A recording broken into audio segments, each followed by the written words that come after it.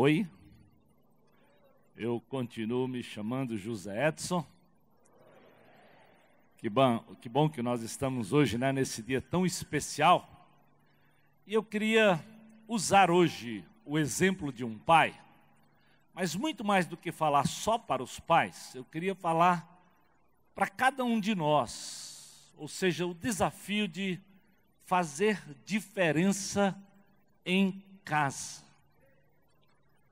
Ou seja, de uma forma ou de outra, se permitir ser usado por Deus dentro da sua própria casa. Seja para você que é pai, seja para você que é filho, seja para você que é esposa, ou solteiro da vida, sonhando, mas de uma forma ou de outra, deixando-se ser usado por Deus para abençoar alguém que está convivendo com você em casa. Então eu quero usar um texto bíblico onde um pai intercede pela sua filha, mas que a gente pode tirar lições preciosas para as nossas vidas. Antes de ler o texto, eu quero até dizer para vocês, porque foi exatamente isso que aconteceu na minha vida. Eu não venho de uma família cristã, eu não tenho o privilégio, por exemplo, que o Daniel tem, de ser filho de um missionário, ou seja, ser criado num lar cristão. Ao contrário do Daniel, eu fui o primeiro da família que conheci Jesus. E eu quero deixar essa palavra de desafio para você, querido. Desde que eu me converti, eu passei a orar pelos meus pais, pelos meus irmãos, para que eu fosse bênção na vida deles, para que eu, de uma forma ou de outra, Deus me usasse para levá-los ao conhecimento de Jesus. E Deus me deu o privilégio de levar papai e mamãe ao conhecimento de Jesus. Deus me deu o privilégio de levar meus irmãos ao conhecimento de Jesus. Então, eu tenho absoluta certeza, não importa a família que você vem, não importa a situação em que ela está, mas se você se colocar nas mãos de Deus, acredite, Deus é capaz de lhe usar para fazer total diferença dentro da sua própria casa. Então, abra a Bíblia em Marcos capítulo 5, nós vamos ler a partir do versículo 21 até o versículo de número 43. Marcos capítulo 5, nós vamos ler do versículo 21 até o versículo de número 43. Diz assim a palavra de Deus: Tendo Jesus voltado de barco para a outra margem, uma grande multidão se reuniu ao seu redor, enquanto ele estava à beira do mar. Então chegou ali um dos dirigentes da sinagoga, chamado Jairo. Vendo Jesus, prostrou-se ele aos seus pés e lhe implorou insistentemente: Minha filhinha está morrendo. Vem, por favor, e impõe as mãos sobre ela, para que seja curada e que viva. Jesus foi com ele, e uma grande multidão o seguia e o comprimia. E estava ali uma certa mulher que havia 12 anos vinha sofrendo de hemorragia. Ela padecera muito sobre o cuidado de vários médicos e gastara tudo o que tinha, mas em vez de melhorar, piorava. Quando ouviu falar de Jesus, chegou por trás dele, no meio da multidão, e tocou em seu manto, porque pensava: se eu tão somente tocar em seu manto, ficarei curada. Imediatamente cessou sua hemorragia e ela sentiu em seu corpo que estava livre do seu sofrimento. No mesmo instante, Jesus percebeu que dele havia saído o poder, virou-se para a multidão e perguntou: Quem tocou em meu manto? Responderam os seus discípulos: Vês a multidão aglomerada ao teu redor e ainda perguntas: quem tocou em mim? Mas Jesus continuou olhando ao seu redor para ver quem tinha feito aquilo. Então a mulher, sabendo o que lhe tinha acontecido, aproximou-se, prostrou-se aos pés e disse, tremendo de medo, e contou-lhe toda a verdade. Então ele lhe disse: filha, a sua fé a curou. Vá em paz e fique livre do seu sofrimento. Enquanto Jesus ainda estava falando, chegaram algumas pessoas da casa de Jairo, o dirigente da sinagoga, e disseram: sua filha morreu, disseram eles. Não precisa mais incomodar o mestre. Não fazendo caso do que eles disseram, Jesus disse ao dirigente da sinagoga, presta atenção que Jesus diz: não tenha medo, tão somente creia. E não deixou ninguém segui-lo, senão Pedro, Tiago e João, irmão de Tiago. Quando chegaram à casa do dirigente da sinagoga, Jesus viu um alvoroço, com gente chorando e se lamentando em alta voz. Então entrou e lhes disse: por que todo esse alvoroço e lamento? A criança não está morta, mas dorme. Mas todos começaram a rir de Jesus. Ele, porém, ordenou que eles saíssem, tomou consigo o pai, a mãe da criança e os discípulos que estavam com ele, e entrou onde se encontrava a criança. Tomou-a pela mão e lhe disse: Talita cumi, que significa: menina, eu lhe ordeno, levante-se. Imediatamente, a menina, que tinha 12 anos de idade, levantou-se e começou a andar.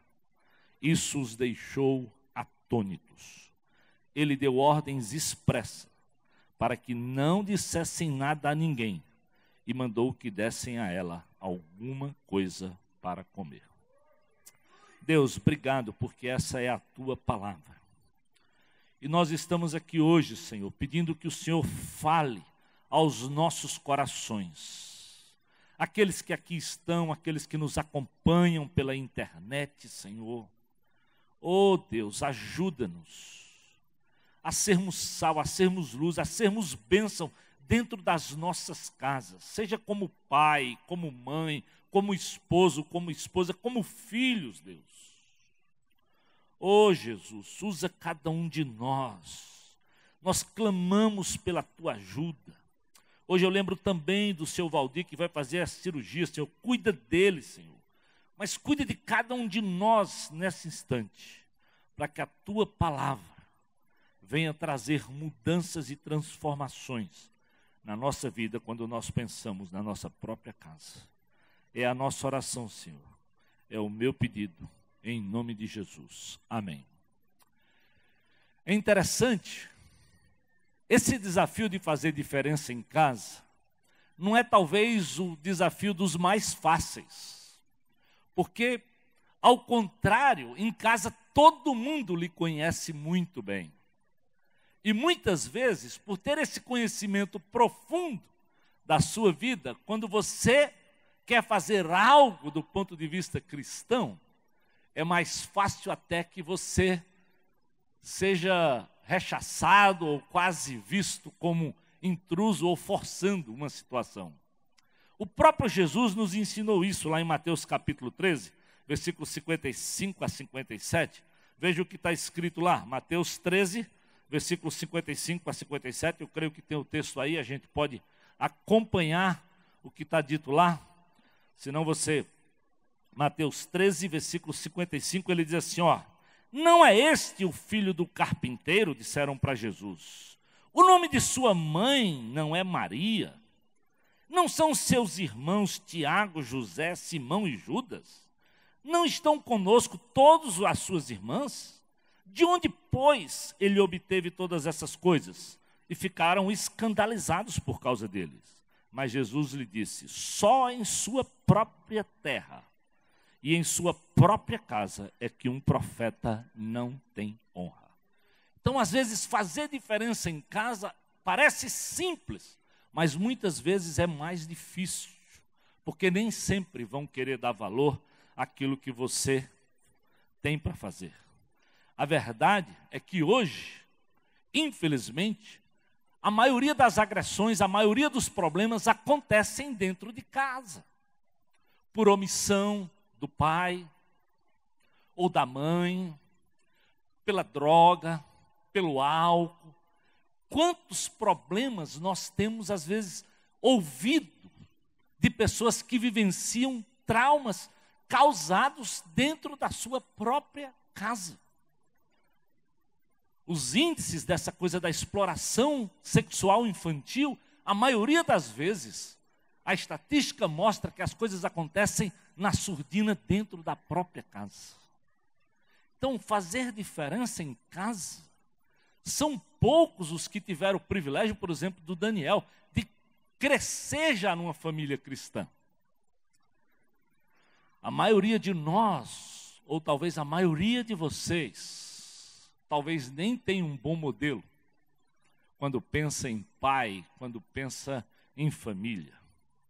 Mas mesmo assim, a palavra de Deus nos dá lições preciosas, que talvez Deus pode exatamente usar você para mudar esse quadro, para mudar essa situação, para ser dentro da sua própria casa e da sua família, como sal e luz e fazer completa diferença.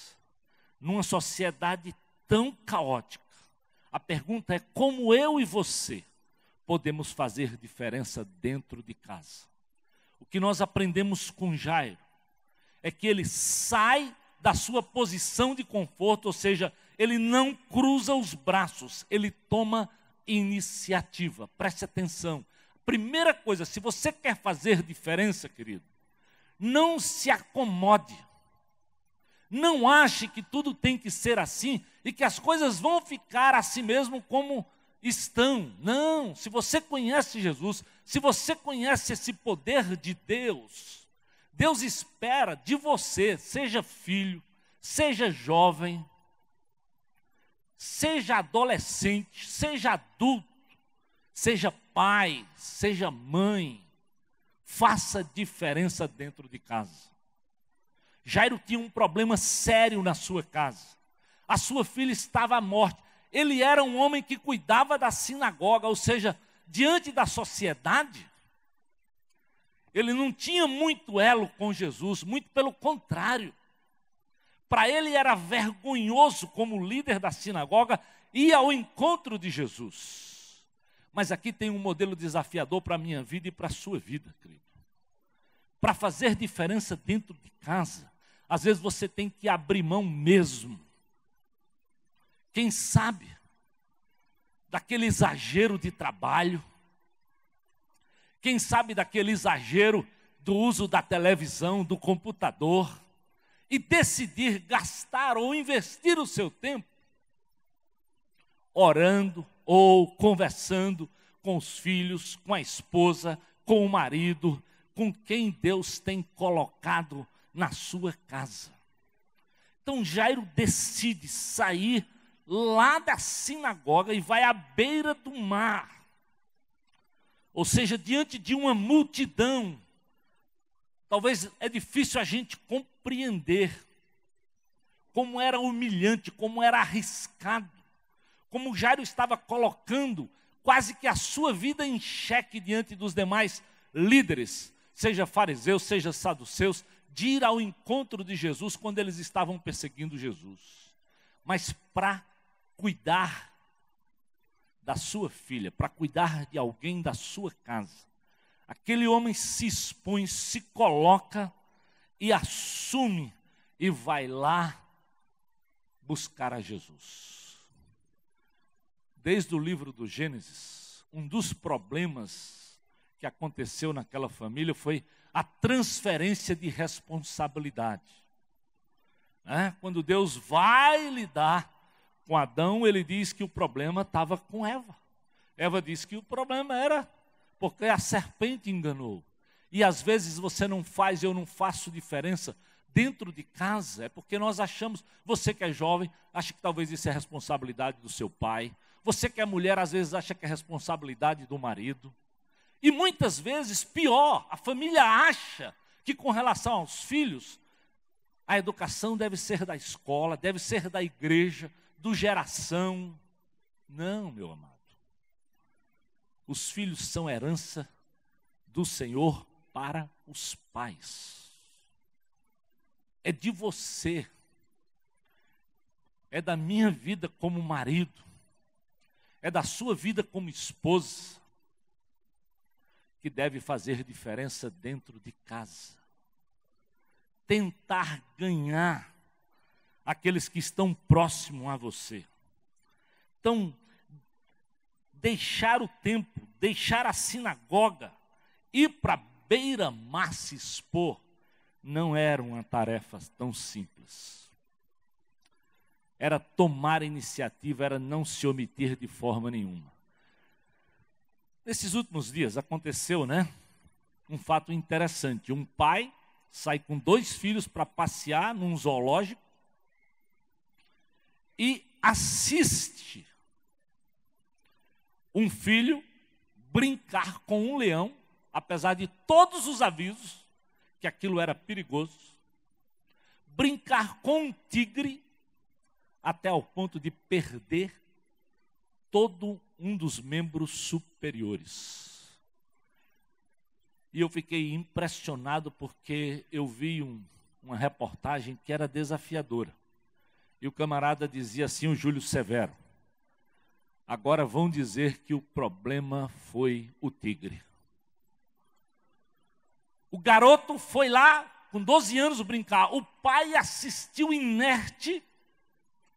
E agora o culpado de tudo isso é o tigre. Mas é exatamente essa sociedade que nós vivemos. Às vezes é isso que nós fazemos. Nós assistimos à tragédia e não tomamos nenhuma iniciativa para promover as mudanças. Não, querido.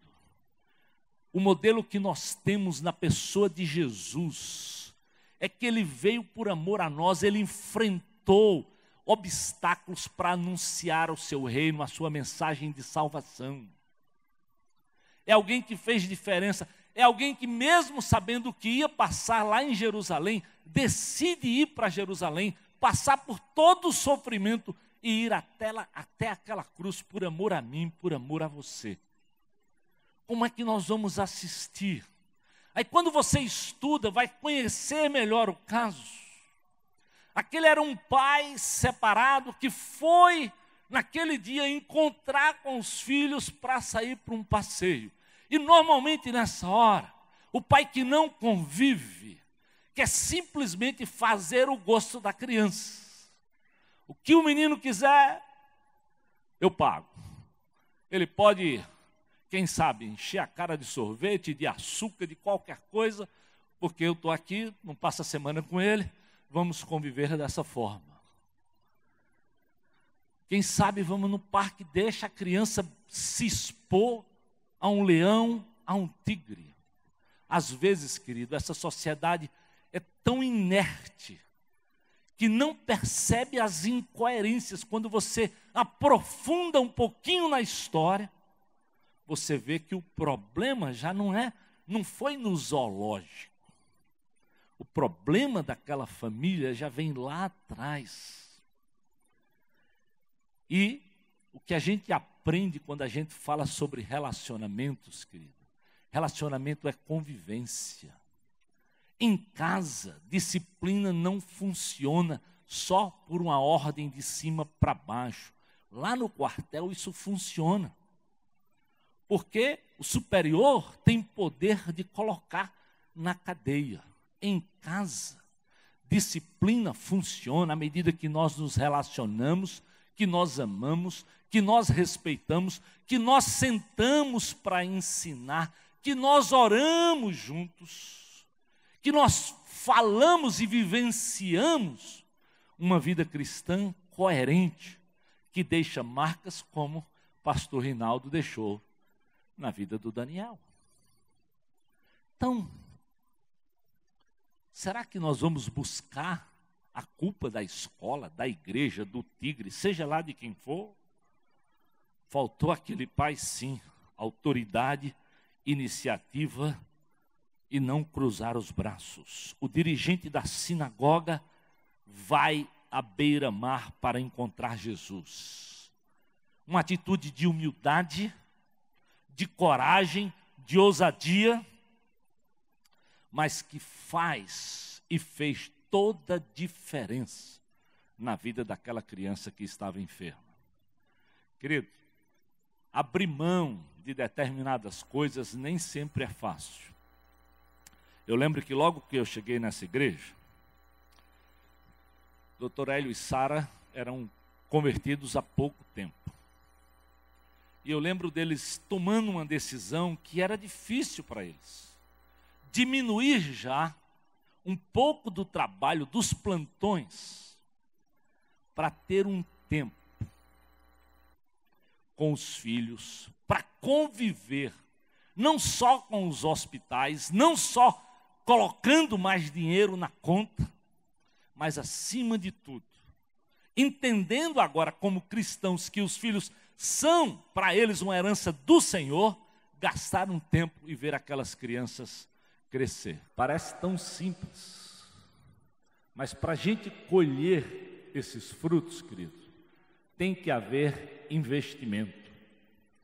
Tem que haver uma decisão no teu coração de priorizar aquilo que Deus prioriza.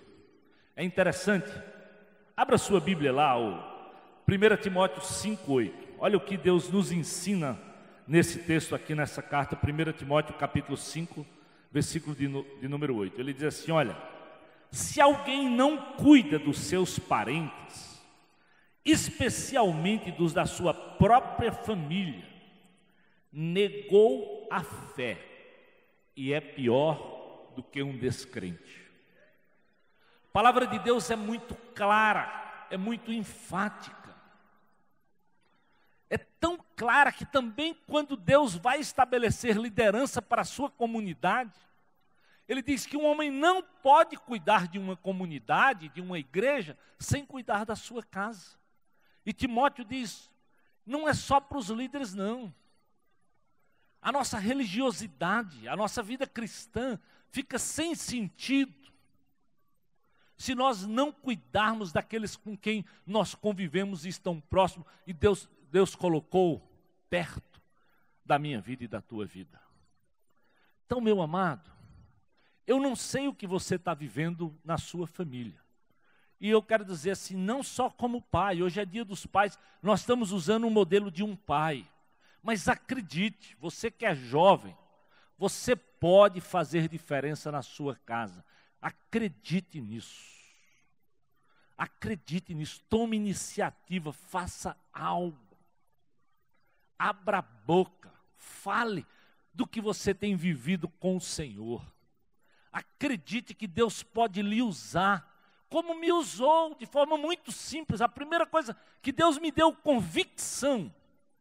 Eu conheci Jesus lá em São Paulo, meus pais moravam no Nordeste. A primeira coisa que Deus me fez ver é que eu tinha que pedir perdão ao meu pai por uma série de malandragens, de mentira, de coisas erradas que eu tinha feito contra ele e contra minha mãe. E eu passei a escrever cartas para eles. Naquela época não tinha internet, telefone era uma coisa cara. Então eu escrevi, Deus me despertou para colocar no papel e eram cartas grandes. E eu fui contando. Isso foi importante para que o meu pai reconhecesse que havia alguma mudança na minha vida. Eu nunca esqueço que quando eu fui namorar com a Edna, lá em São Paulo, e era praticamente o meu primeiro namoro cristão, eu liguei para o meu pai e disse, pai, eu preciso da sua bênção para namorar. Ele deu risada. Que conversa é essa, macho, velho? Tu namoraste não sei quantas aqui, nunca me pedisse bênção? Tu agora vai me dizer que tu aí em São Paulo, eu nem conhecendo a moça, tu precisa da minha bênção para namorar? Eu disse, pai, é porque agora eu aprendi que pelo certo eu devo namorar alguém que tem a bênção dos meus pais. Eu lamento que realmente o senhor não conhece, mas eu quero que o senhor saiba que eu quero lhe honrar pedindo uma bênção para esse namoro. E ele disse, olha, mesmo sem conhecer, eu vou lhe abençoar, mesmo não entendendo tudo, eu vou lhe abençoar. Mas cada uma daquelas coisas, mesmo sem o papai e a mamãe entender, eu tenho absoluta certeza que aquilo mostrava para eles o quanto Jesus tinha sido bom na minha vida, o quanto ele tinha sido gracioso, misericordioso comigo e tinha me levado a viver uma vida diferente. Eu nunca esqueço que na primeira vez que eu vim visitar os meus pais como crente, eu saí com meu pai para um determinado local, onde os amigos dele estavam lá, e os amigos dele disseram, Zezé, meu pai se chama Zé Cardoso, mas o povo chamava ele Zezé, é verdade que tu agora tem um filho crente? Ele disse, é verdade. É esse aí? É. E tu também vai ser crente? Ele disse, não, peraí, vai devagar com o negócio. Isso aí eu não tenho certeza não. Agora, uma coisa eu quero lhe dizer, que o que o Galego de Nazaré fez na vida desse camarada, eu passei 20 anos tentando e não fiz. Percebe como Jesus é bom?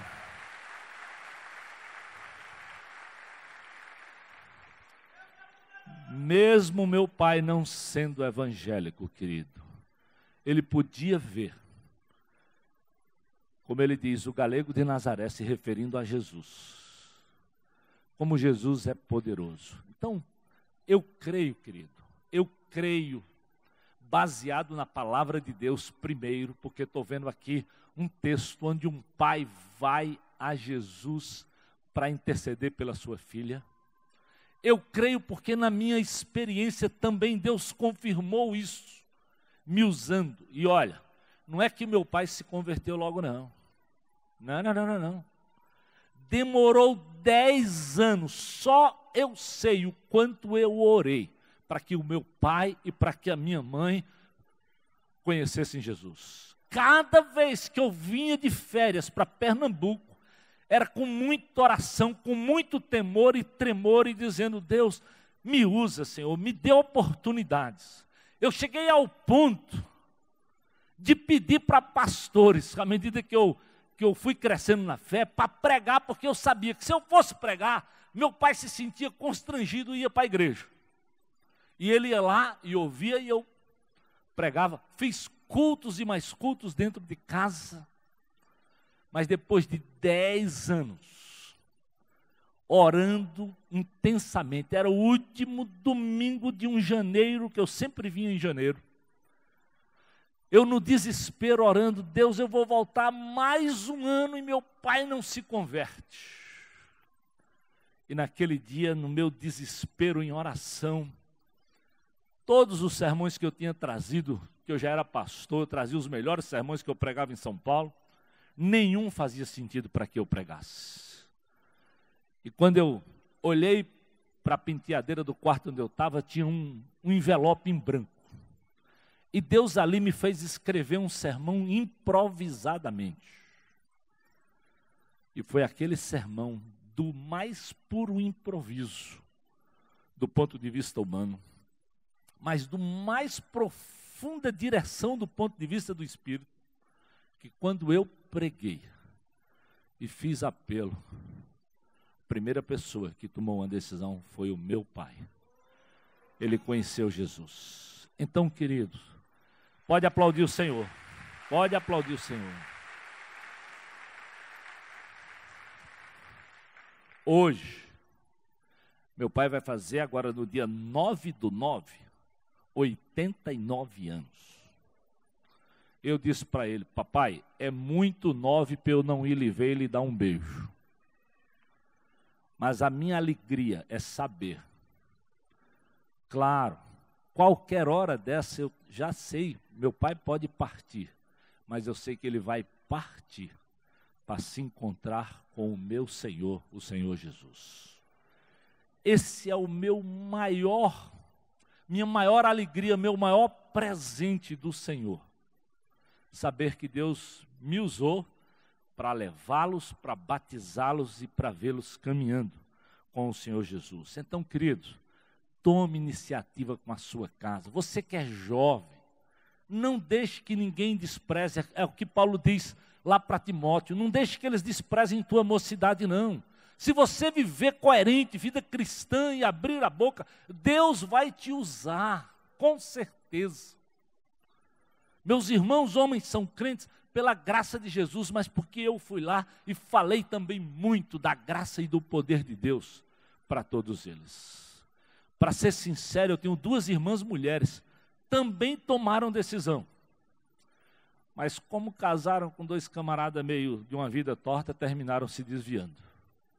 Mas cada vez que eu vou na casa delas, cada aniversário delas, eu continuo ligando e testemunhando da bênção que é andar com Deus e conhecer Jesus como Senhor e Salvador da minha vida.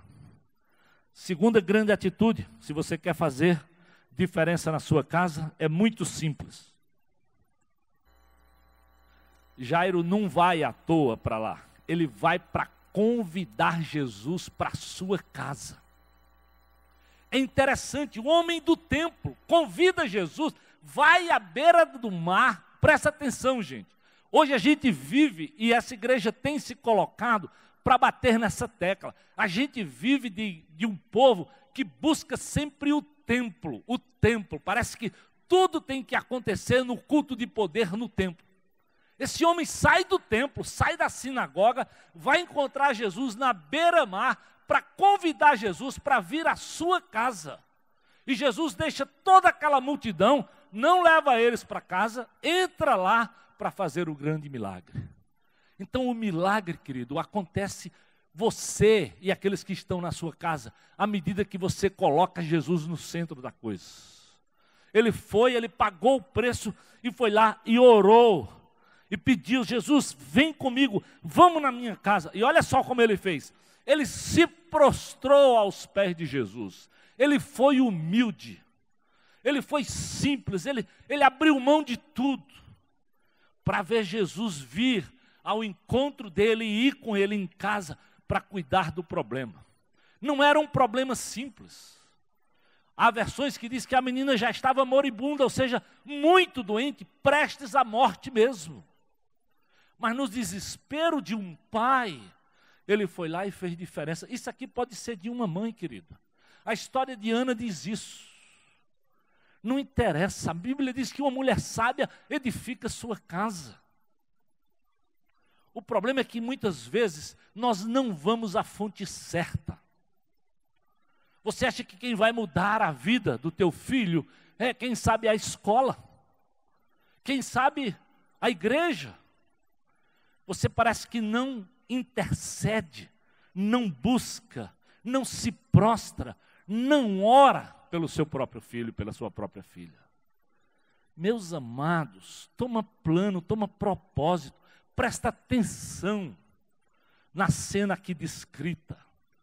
Se lance aos pés do Senhor, acredite que Ele pode fazer milagres dentro da tua casa. Sabe aquele menino que talvez você pense que não tem mais jeito, mas Deus vai lá e demonstra muito jeito. É interessante, quando Deus colocou esse texto na minha mente,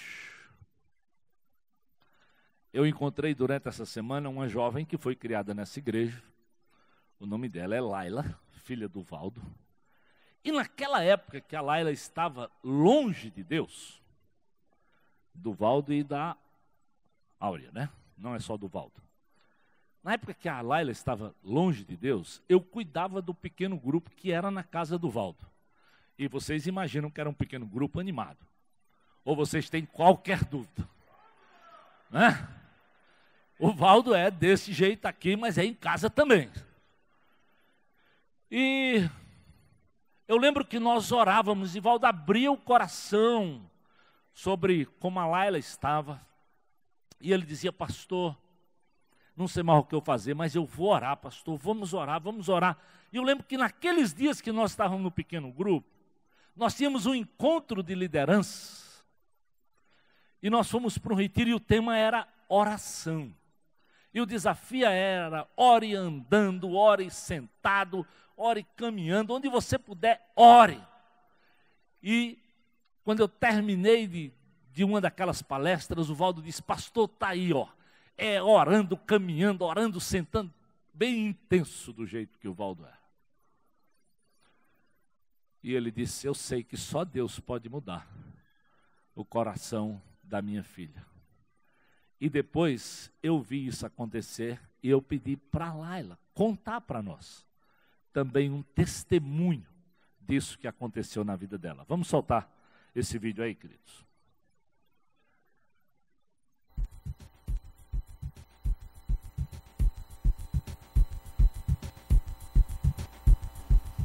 Olá, eu sou a Laila, eu já estou há 21 anos na IBC. Muitas pessoas não me conhecem, mas com certeza conhecem o meu pai, né? Eu sou filha do Valdo, que é o mais empolgado, que está sempre na frente da igreja, né? Que dificilmente ele perde um culto, ele deve estar muito doente quando ele perde, mas eu tenho o privilégio de ser filha dele.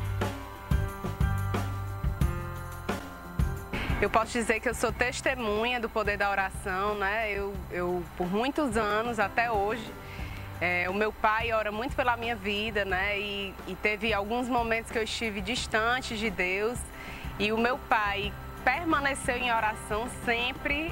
Eu digo porque eu escutava o meu pai do jeito que ele é aqui. Ele em casa também tem umas orações assim que todo mundo escuta, todo mundo sabe o contexto. E muitas vezes eu vi ele lá prostrado, chorando e pedindo a Deus pela minha vida, pela minha restauração, né? Eu estive distante de Deus e muitas vezes ele me levava até para a balada, mas era lá no carro chorando e orando comigo, né? Não era o lugar que ele queria estar me levando, mas ele levava e entregava ao Senhor. Senhor, ela acima de tudo é filha sua. E eu escutava isso e naquele momento eu não conseguia compreender, né?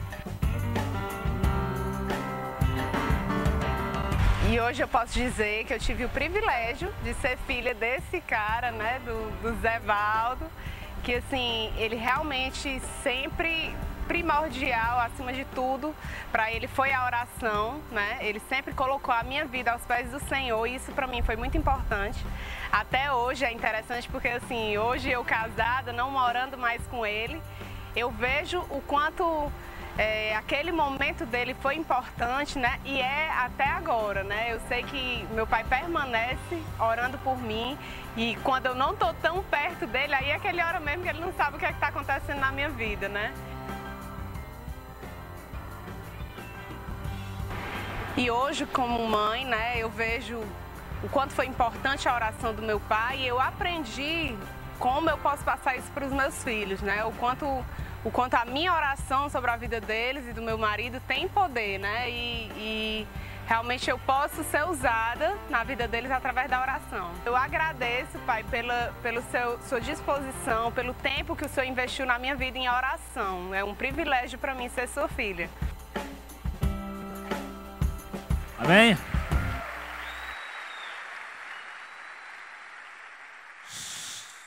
Só o poder de Deus, querido. É interessante que essas coisas com certeza não aconteceram no tempo que o Valdo talvez tinha planejado, de forma nenhuma.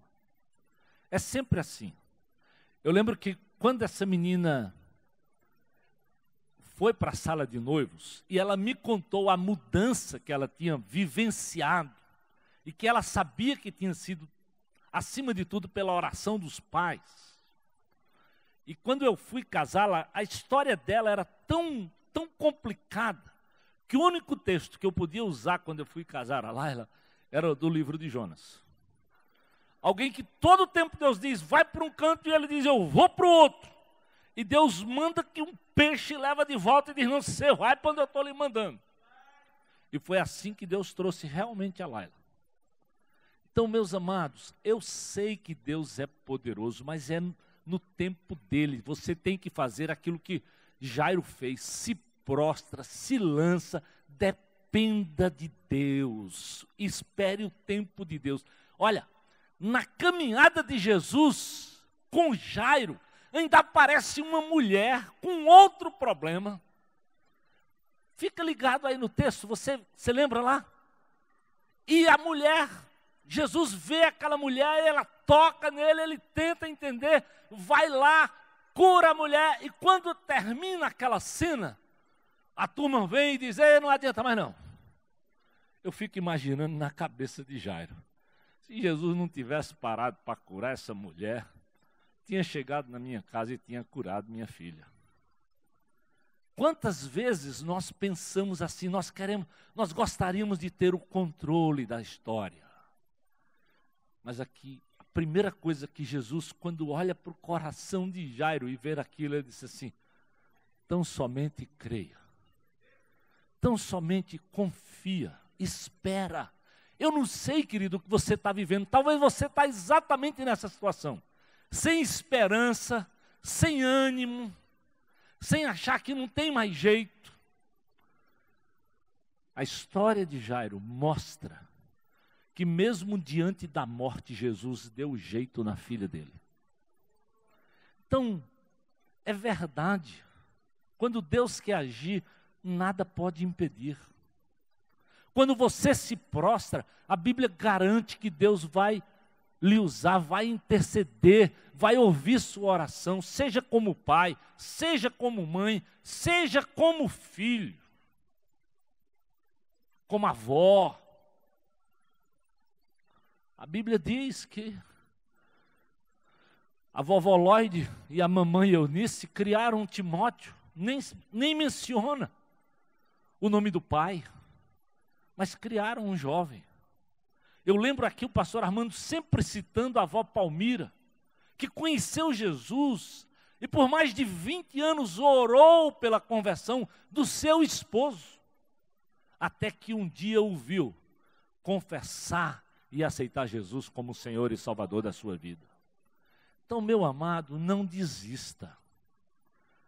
Há momentos que na vida, exatamente como nós cantamos, você quer olhar para trás, você quer desanimar. Eu fico imaginando aqui essa situação de Jairo. E o Senhor diz, não tema. Eu lembrei de uma situação semelhante, né, que acontece lá no livro de Êxodo. Êxodo 14, 10, né? Vê se os textos estão aí para a gente poder acompanhar. Há 3 textos do livro de Êxodo que narram uma situação semelhante com essa. Solta aí Êxodo 14, 10 para a gente poder ler com o pessoal. Olha só. Diz assim, ó. Ao aproximar-se o faraó, o povo de Deus estava saindo lá do Egito. Os israelitas olharam e avistaram os egípcios que marchavam na direção deles. E aterrorizados, eles clamaram ao Senhor. Ou seja, quando eles olhavam para trás, quem vinha? O exército de Faraó. Quando eles olhavam para frente, quem estava lá? O mar. Vê o versículo 13. Vamos soltar lá, bora. Moisés respondeu ao povo, não tenham medo. Parece que a mesma coisa que Jesus diz para Jairo, Moisés, como homem de Deus, como profeta de Deus, diz para a nação, para o povo de Deus lá em Israel. Diz assim, ó, não tenham medo, fiquem firmes e vejam o livramento que o Senhor lhes trará hoje, porque vocês nunca mais verão os egípcios que hoje vêm. Presta atenção, querido, como Deus é tremendo, como Deus dá sabedoria ao profeta, ao homem de Deus, e diz, olha, fiquem ligados, olhem bem. E o povo já estava cansado, lembra quantas pragas? E o faraó lá e quebrantava, já tinham perdido até o primogênito, mas lá vem o faraó desesperado. E agora você olha, lá vem ele e o seu exército diante de você, o mar. E o homem de Deus diz, não tenha medo, o Senhor vai agir. O Senhor vai agir. Versículo 14, Êxodo, ele diz, o Senhor lutará por vocês, tão somente acalmem-se. Querido, a nossa vitória não é no meu braço, não é na minha força, não é na tua força. Só quem muda o coração é o Senhor. Só quem muda uma vida é o Senhor. Então o que a Bíblia me desafia como pai, como marido, como esposa, como mãe, como filho, é se lance aos pés do Senhor, interceda, ore pela sua família, querido. como pai, como sacerdote do lar, como mãe, como sacerdotisa, ore pelos seus filhos. Eu não esqueço que quando meus filhos chegaram na adolescência, tanta gente falava, não é adolescente, é aborrecente, que eu dizia, meu Deus, como é que vai ser esse negócio? Eu fui orar e eu orei anos, toda manhã, acordando mais cedo, indo no quarto e impondo as mãos sobre eles. Pela graça de Jesus, eu não vivi a aborrecência dos meus filhos. Eu vi 2 adolescentes que, claro, como qualquer adolescente tem seu gosto, quer se colocar, quer se posicionar, e precisava de sentar, de ouvir, de ver o questionamento, de dar a instrução, e acima de tudo voltar e orar, ajudar. Claro, é raro, com certeza. Meu amigo, filho de pastor não tem essa história que nasce com auréola, sangue puro. Não. Se não for o Senhor que edifique a casa, querido, não tem jeito, a coisa não funciona. Então, vai lá, vai diante do Senhor. Ora, intercede. A terceira e última atitude para fazer diferença em casa. É preciso ter fé e uma fé perseverante que vai até o fim. Marcos 5, 35 e 36 deixa isso muito claro. A turma chega e diz, não precisa mais incomodar. O versículo 38 diz que já havia alvoroço, choro, lamentação. Interessante, quando eu estava estudando esse texto, eu fui ler Jeremias. Eu estou lendo Jeremias esses dias da minha leitura. E quando eu cheguei em Jeremias 9, 17 e 18, vê se está aí o texto para eu ler para o pessoal. Olha o que diz. O Senhor Todo-Poderoso disse, atenção, chamem mulheres que são pagas para chorar. Mulheres que saibam cantar músicas tristes. Naquela época em Israel, havia o costume de se chamar alguém para chorar e para cantar, e o povo, no velório, todo mundo chorar e cantar música de lamento. Então você imagina o que Jesus encontrou. Aquelas mulheres chorando, cantando aquelas músicas de lamento, aquele tremendo alvoroço. E quando Jairo chega lá, não incomoda, não adianta, não tem mais jeito. E talvez você já ouviu isso. Talvez o diabo já lhe fez pensar que não tem mais jeito. Teu marido não tem mais jeito. Tua mulher não tem mais jeito. Teu filho não tem mais jeito. Teu pai não tem mais jeito. Teu namorado não tem mais jeito. Porque o diabo sempre quer matar e destruir os meus sonhos e os teus sonhos. E Jesus diz para Jairo, talvez olha bem nos olhos dele e diz assim, ei, Jairo, calma, não temas, crê somente. Crê somente. Esse é o amor de Deus, esse é o carinho do Senhor. Isso é a palavra de Jesus, desse Pai bondoso na pessoa de Jesus. Esses dias, queridos, eu li o livro de Oséias. Eu confesso para vocês que aquele livro de Oséias é intrigante.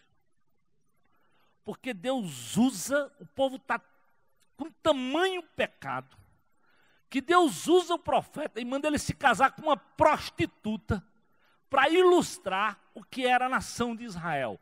Uma nação prostituta que adorava tudo quanto era Deus pagão. Mas olha o que Deus diz para aquele povo lá em Oséias capítulo 11. Presta atenção, porque isso aqui, querido, é que tem que ficar no meu coração e no teu coração para a gente não desistir, porque a base de tudo é o amor de Deus, como Ele te ama e como Ele me ama. Oséias 11, de 1 a 4, ele diz assim, a respeito do povo de Israel, o Senhor diz, quando Israel era criança, eu já o amava e chamei o meu filho, que estava na terra do Egito. Você não sabe dessa história? Sabe. E Deus está relembrando. Porém, quanto mais eu o chamava, mais ele se afastava de mim. Ô pai, ô mãe, ô filho, talvez você já assistiu esse filme em casa. Parece que quanto mais você fala, mais você ama, mais a outra pessoa se afasta de você. Vamos para frente. Deus diz: o meu povo ofereceu sacrifício ao Deus Baal, queimou incenso em honra dos ídolos, mas fui eu, olha, crentes em Jesus, vê do amor de Deus, do Deus do Velho Testamento. Não é só em Jesus no Novo Testamento. Veja como o amor de Deus vem desde o princípio da história. A rebeldia é sempre minha e tua, mas fui eu que ensinei o meu povo a andar. Eu os segurei nos meus braços, porém eles não sabiam que era eu que cuidava deles. Com laços de amor e de carinho, eu os trouxe para perto de mim. Eu os segurei nos braços como quem pega uma criança no colo. Eu me inclinei e lhes dei de comer. Querido, eu não sei você, mas quando eu leio esses textos, eu me arrepio, porque eu fico pensando como é que Deus ama o pecador de tamanha intensidade. E eu me coloco, eu digo: Deus, eu não mereço um amor tão profundo. Mas se o Senhor me ama assim, Deus, me ajude a amar o próximo, a amar a esposa, a amar os filhos, a amar o perdido, a amar aquelas pessoas que o Senhor colocar como o Senhor me ama, como o Senhor amou a nação de Israel, mesmo rebelde. Oséias 11, 8 e 9, só para a gente terminar. Israel, como poderia eu abandoná-lo? Como poderia desampará-lo? Será que eu o destruiria como destruí Admá? Ou faria com você o que fiz com Zeboim? Não, não posso fazer isso, pois o meu coração está comovido e tenho muita compaixão de você. Não deixarei que a ira me domine, não destruirei o meu povo outra vez, pois eu sou Deus e não ser humano. Você está entendendo? Ele diz: eu não amo como vocês amam. Então, querido, quando a gente quer aprender de amor, a gente tem que olhar para o amor de Deus. Porque senão, nós vamos relativizar e nós vamos desistir até de um filho, até do marido, até da esposa. E hoje, essa sociedade é tão relativista, seja no casamento, seja na separação, não tem problema não, deixa os meninos aí. Depois a gente vê o que acontece. Mas o amor de Deus não é assim. Romanos 8, 37 a 39. Vamos colocar esse texto para a gente ler também. Romanos 8 diz assim, olha, Paulo diz lá aos romanos: eu estou convencido de que nem morte, nem vida, nem anjos, nem demônios, nem o presente, nem o futuro, nem quaisquer poderes, nem altura, nem profundidade, nem qualquer outra coisa na criação será capaz de nos separar do amor de Deus que está em Cristo Jesus, nosso Senhor. Esse é o amor de Deus no Velho e no Novo Testamento, querido. Amor que não desiste, que investe, que busca, que vai atrás, que restaura, que caminha a segunda milha. Então, o meu desafio hoje, no dia em que nós celebramos o Dia dos Pais, não é só para você, pai, não é só para você, mãe, é para qualquer um da sua família, para qualquer coisa, sobrinho, avó, neto, filho, jovem, não importa a idade. Se prostre, tenha fé. A Bíblia diz: sem fé é impossível agradar a Deus. Porque quem dele se aproxima, diz Hebreus 11:6, precisa primeiro crer que ele existe. Não duvide. O Senhor estava lá, mesmo quando a multidão dizia: não adianta mais, Jairo, não incomoda não. E o Senhor diz: tão somente, não tenha medo, tão somente creia. Ele toma a menina pela mão e ressuscita. Levanta-te, a menina, disse ele em ordem, e todos ficaram atônitos. Querido, não desista, tenha fé. Acredite que esse Deus que ressuscitou essa menina, nos ensina em João 11:25, eu sou a ressurreição e a vida, aquele que crê em mim, ainda que morra, viverá. É assim que Deus nos ama, é assim que Deus é capaz de fazer. Então, nesse dia, que nós celebramos o Dia dos Pais, eu queria deixar um desafio para você. Não desista, não desanima. Faça diferença em casa. Saia, quem sabe, daquela situação de conforto. Abra a boca, se prostre, ore. Espera no Senhor, dependa dEle, para que Ele possa fazer a diferença que precisa ser feita na sua casa e na sua família.